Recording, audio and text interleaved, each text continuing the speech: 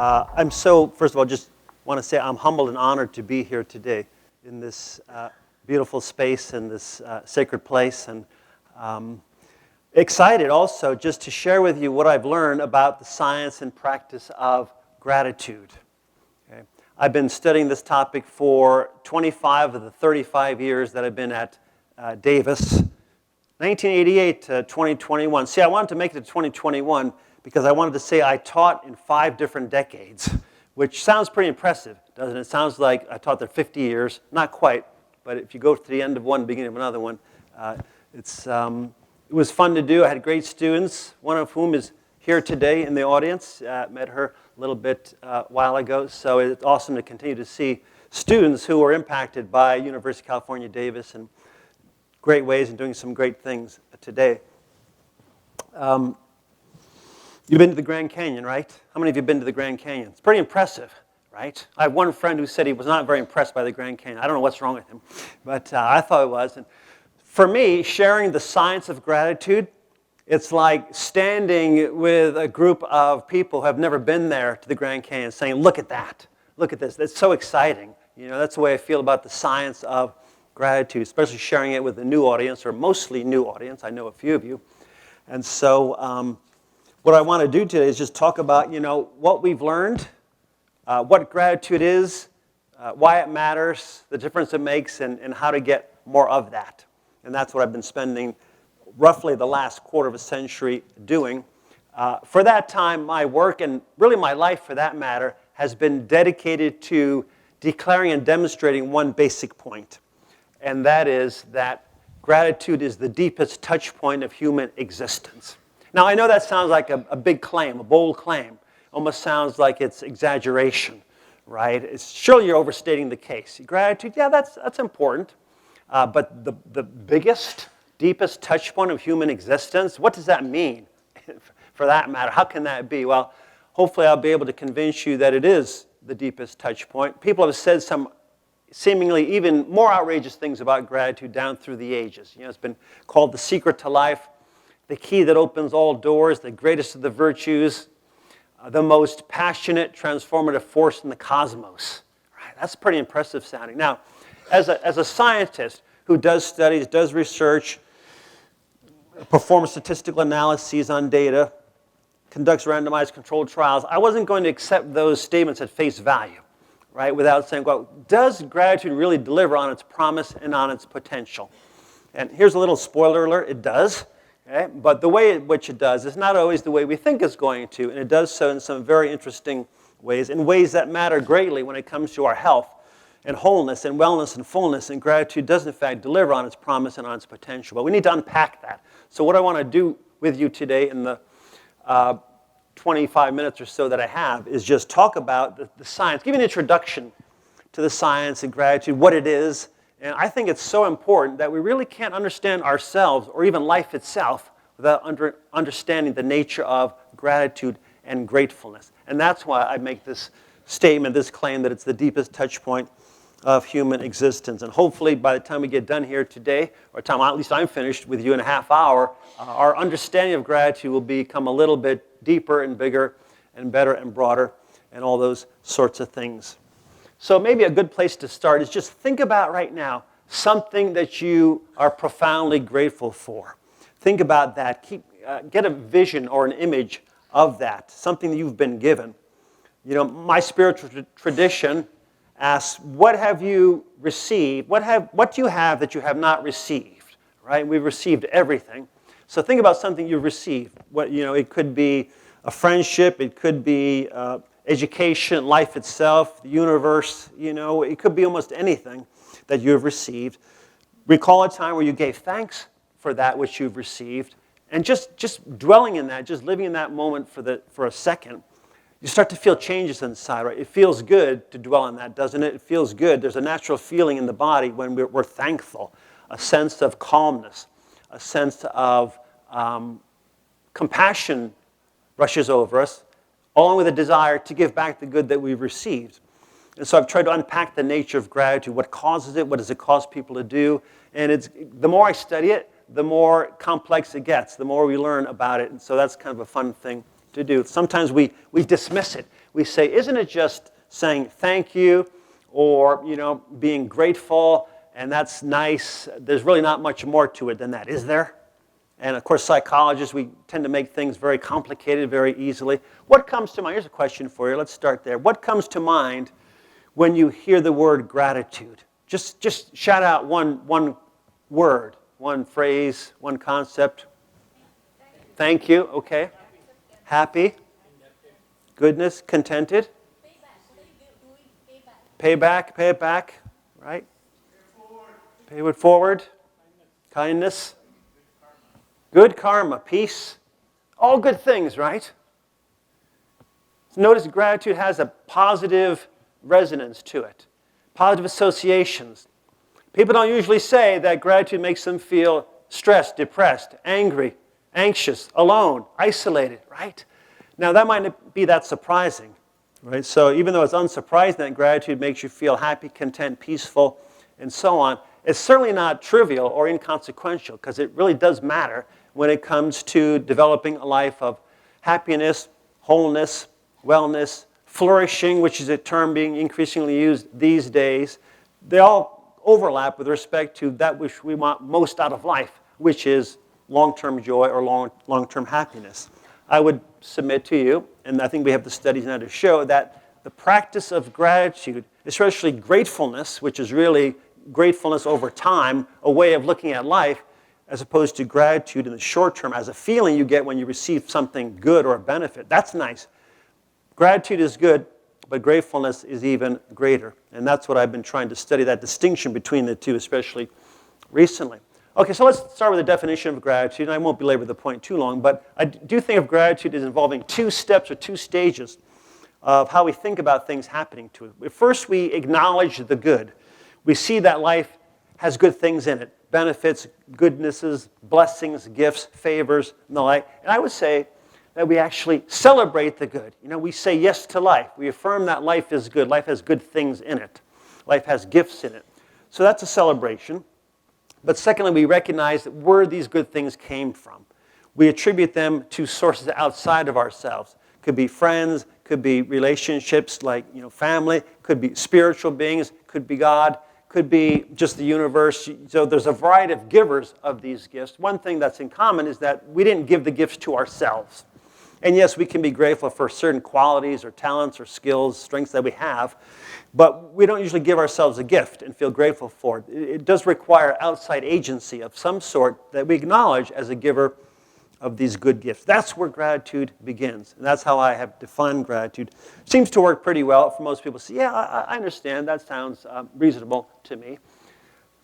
There's this whole science of gratitude that has really accelerated over the last 20 years. This is a graph. I don't know how well you can see it, but notice the bars get bigger to the right because that's more recent.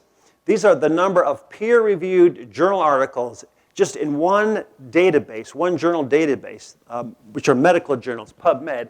And what we see in the last 12 years, 13 years now, there's been more studies published than in the previous almost 50 years.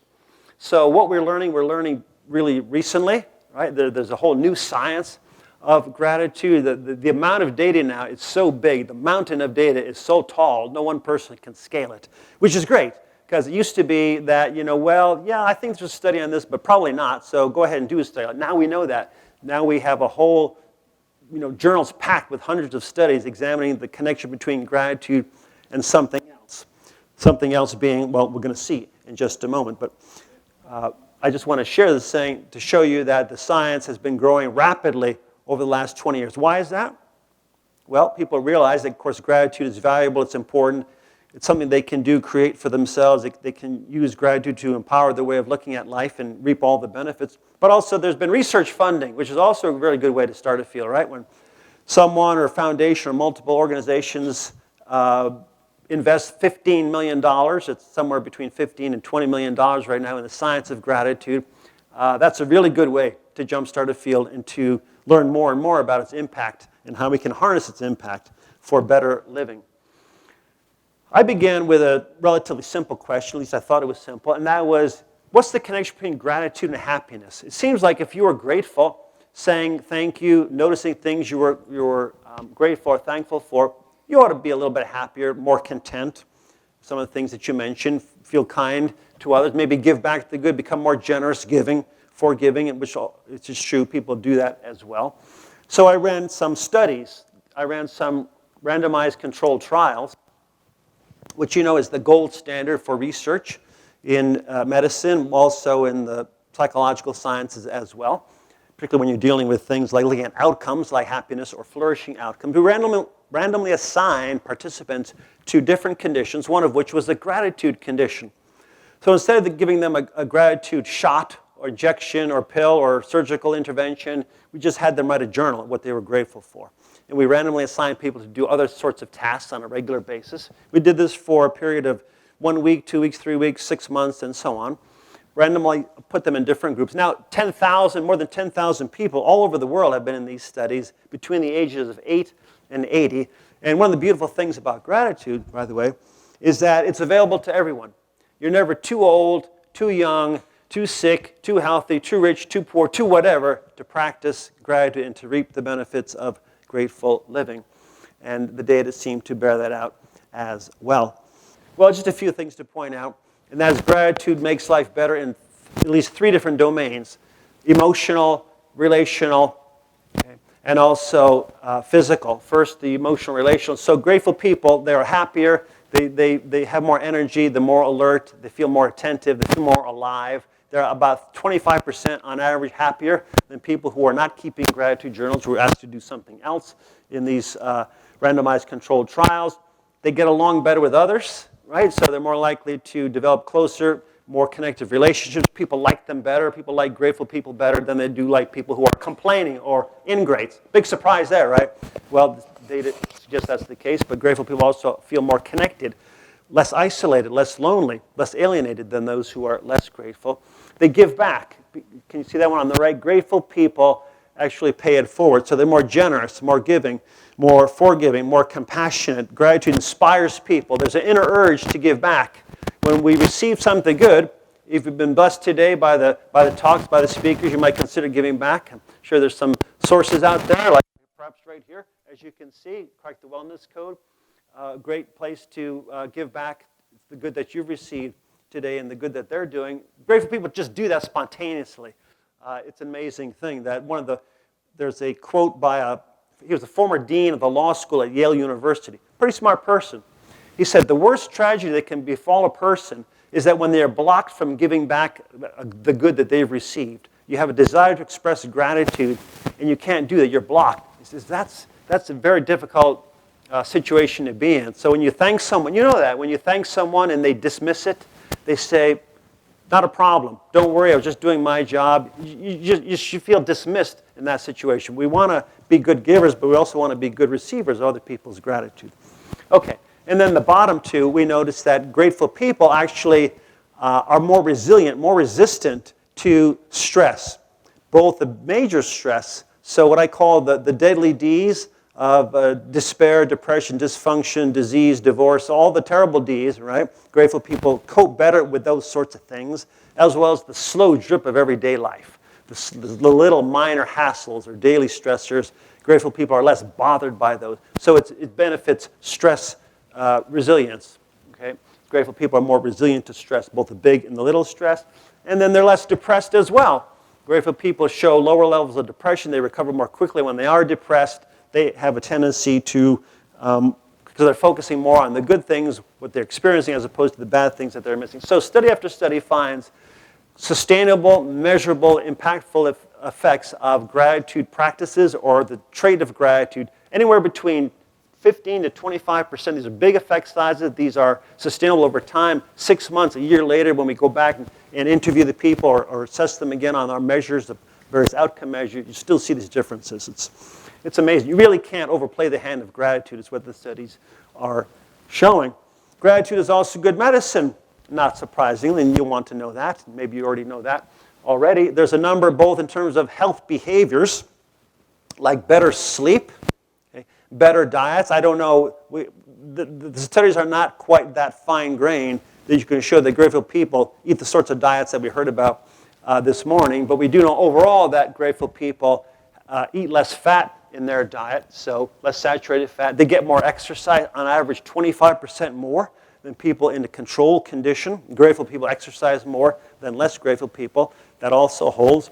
So we see study after study showing that gratitude is good medicine. It gets under the skin, inside the bodies, and then raises, improves, increases, promotes, enhances all the good stuff, and it decreases or diminishes, attenuates all of the bad things at the same time. So that's pretty cool. I always found the sleep studies the most interesting, probably because I never get enough sleep, and as I get older, I enjoy sleep even more. And I'm wondering always, what can I do to get better sleep? Turns out 10 different research studies independently have confirmed that gratitude facilitates sleep quality, sleep quantity. You wake up, you feel more refreshed the next day. You fall asleep more quickly, less likely to wake up during the night because of sleep dysfunction. So no bad side effects. Unlike sleep medications, right? In fact, a friend of mine who studies gratitude and leadership in organizations, he says the upside of gratitude is that there's no downside, right? Thank you. Believe that? No bad side effects, right? Gratitude works, is what I like to say. I'm going to show you that conclusion in just a moment. Just one more slide now. So clinical biomarkers have also been being measured. It's not just what people say, yeah, I feel more energetic, yeah, I walk more, that sort of thing. Okay, that's nice, and that's important, of course. But when you start to show it at a biomarker level, measures of inflammation, right? Cholesterol, studies showing, I just read a literature review showing that grateful people have lower triglyceride levels, right, over time. What else? C-reactive protein, okay, lower levels of that, less depression, reduced rate of smoking. Again, study after study is finding. I love these little signs that I run into when I go to the doctor's office at my UC Davis medical offices, and they're aware of the fact that gratitude is important. Gratitude matters. Gratitude heals. It's good for patients. It's good for providers as well. Grateful patients is a good group that have been increasingly studied in the healthcare because patients, as I mentioned, they want to give back the good they received. And so that's a huge industry, and it's quite fascinating. It's important because it's important for the healing process. It's important to complete that cycle between receiving and giving back the good. You just don't feel complete until you have an opportunity to give back in some manner to which you've received. All right, so people ask me sometimes, so Dr. Emmons, can you just summarize? We don't have 40 minutes, 30 minutes. We can't read a book, about gratitude. Just give me like the short version of it. Okay, we can summarize in 2 words. Gratitude works. Okay? How many of you believe that gratitude works? Yes. Okay, I guess I'm done then. My work is done. I'll just quit. Just stop right now. No, unpack that more, though, and we say that gratitude has the ability to heal, to energize, and to change lives. This is what people are reporting in these controlled studies. Say, I was in a dark place. I was depressed. I was addicted. I was afflicted with this condition, and somehow, I found help. I found healing. Someone believed in me. Someone supported me. Someone did something for me I couldn't do for myself. And that started me on a trajectory toward better living. And it got them out of that hole they were in. Some people so deep they had to reach up just to touch the bottom of that hole. And they found help and healing in a gratitude practice. And that to this day is what continues to inspire me. That plus I know personally that I need gratitude because I'm not the most spontaneously grateful person. Okay, and so one of the reasons why I continue to write and talk and do research is to convince myself this gratitude it really is a good thing, and that we all need more of it. So it's interesting why people study what they do, what keeps them going, and that's one of the things which keeps me going. Well, it works in the medical setting as well. We know that gratitude works individually, it works at work, and so there's been several studies in healthcare studies looking at healthcare providers. One of my favorite ones published some years ago. Now I guess it was 2015, compared several different groups of healthcare providers, therapists of various sorts, nurses, doctors, occupational therapists, the whole range. And it found that those who wrote twice a week, minimal intervention, twice a week wrote down things they were grateful for, were less depressed and less stressed compared to those who were in a waiting list control condition. Right? How important is that in the midst of continued, burnout, high levels of stress and strain in the healthcare professions? The authors of the study concluded that results reductions in perceived stress and depression, these positive effects could have an improvement in both productivity and quality of patient services. It's like, why wouldn't every medical center, why wouldn't every medical school want to teach gratitude as part of mind-body practices, given the results are so significant, and it's something you can easily adapt. The costs are low, the benefits are high, again, no bad side effects. But the question becomes, why does gratitude work? Okay, now again, here I could have shown you some charts and arrows and graphs that pointing out different physiological reasons. I like to summarize it, though, in terms of 3 basic points, which I call the arc of gratitude. The arc of gratitude. Number 1, gratitude amplifies. What is it? Amplifies the good in our lives, the good we see around us. An amplifier turns up the volume, right? Like a microphone turns up the volume, or reading glasses amplify what you're looking at. Gratitude amplifies the good that we notice in other people, in the world, in ourselves. We need that, right? We need to turn up the volume on the good. The reason why is that? We heard about already today, is that our minds inherently and naturally do the opposite. They turn up the volume on the bad. So we need to be rescued from the bad. We need to be rescued from negativity, entitlement. Think of the obstacles of gratitude. What gets in the way of it? Comparison thinking. Stress, life itself can be difficult to find reasons to be grateful. It sometimes just seems more natural to complain as opposed to compliment, right? Well, gratitude can turn down the volume on the bad, at the same time turning up the volume on the good. And then 3rd, gratitude connects us. It connects us to other people, connects us to the best and highest parts of ourselves. Gratitude is connective that way because we're focusing on the good that other people are doing for us, favors they're securing for us that we could not have done or secured for ourselves. It strengthens relationships. It's in the context of relationships where the power of gratitude is most keenly experienced and observed, or lack thereof, if that is the case. Right? One person said it's the fuel that keeps relationships going and growing every day. Think of a long-term relationship, family members, friends, colleagues. Without gratitude, those relationships, they would sputter. They would conk out over time.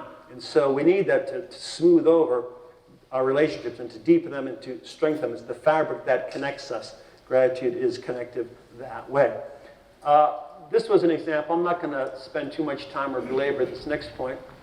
But I like to sometimes traffic in metaphors. Metaphors can communicate basic truths that in a more, I think, colorful or memorable way.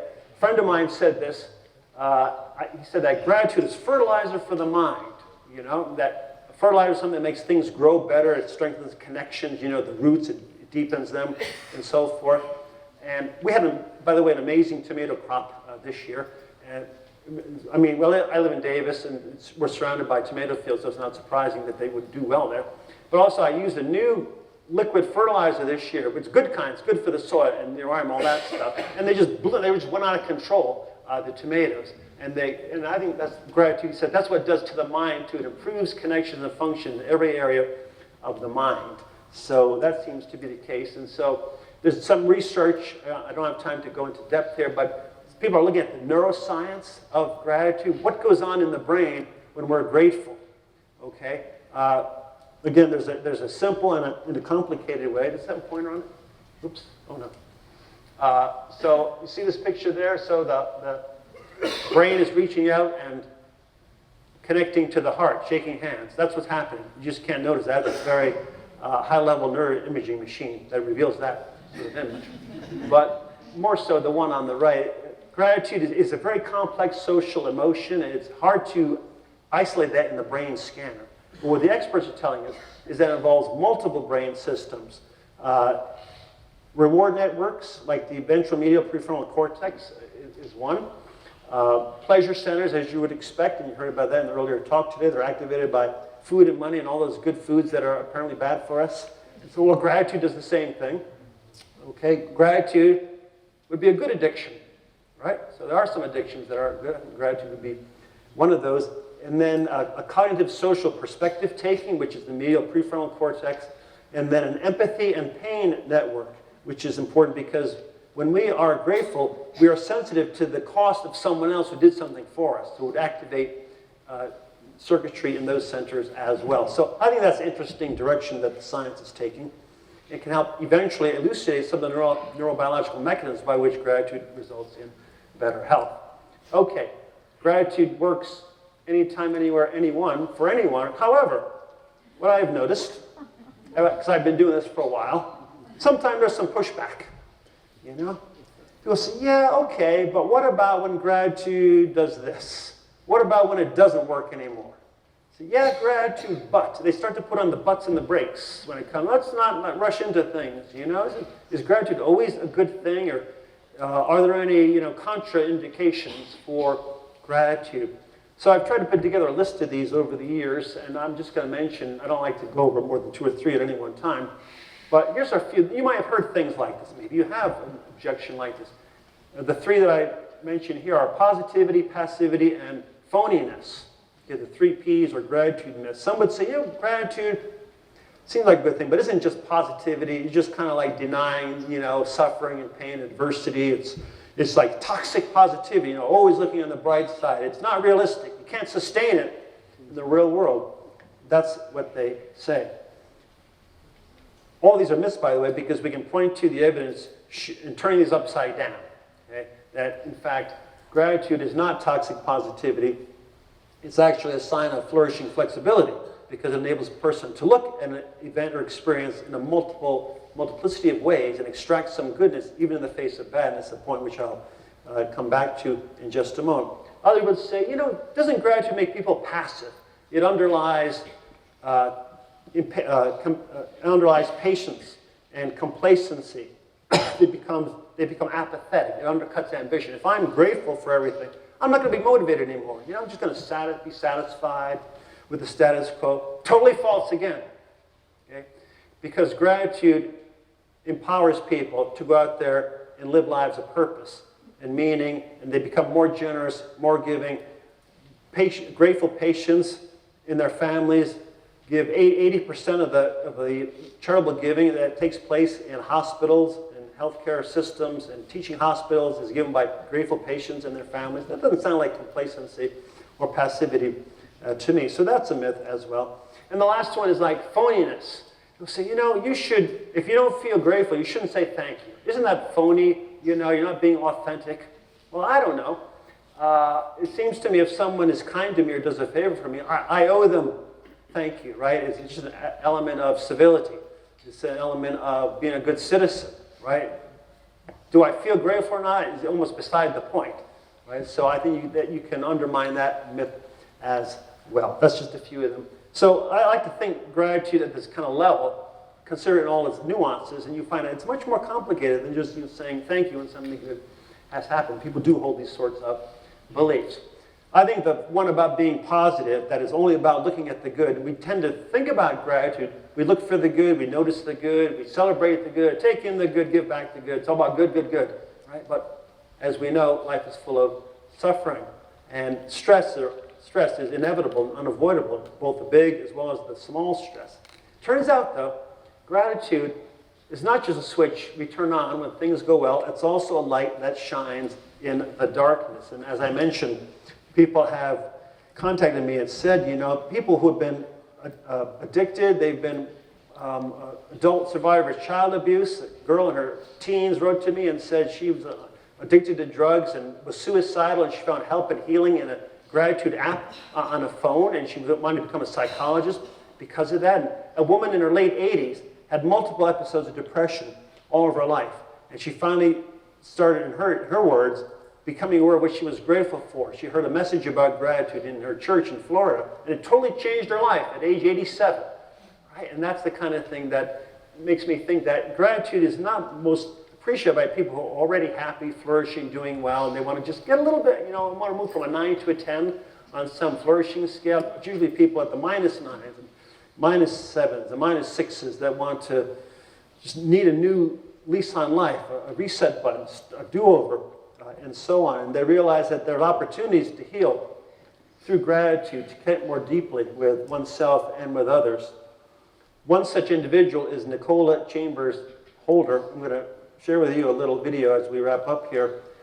She was a person who was going through a very difficult time. Working mother of 4, graduate student, serious mental, physical health issues.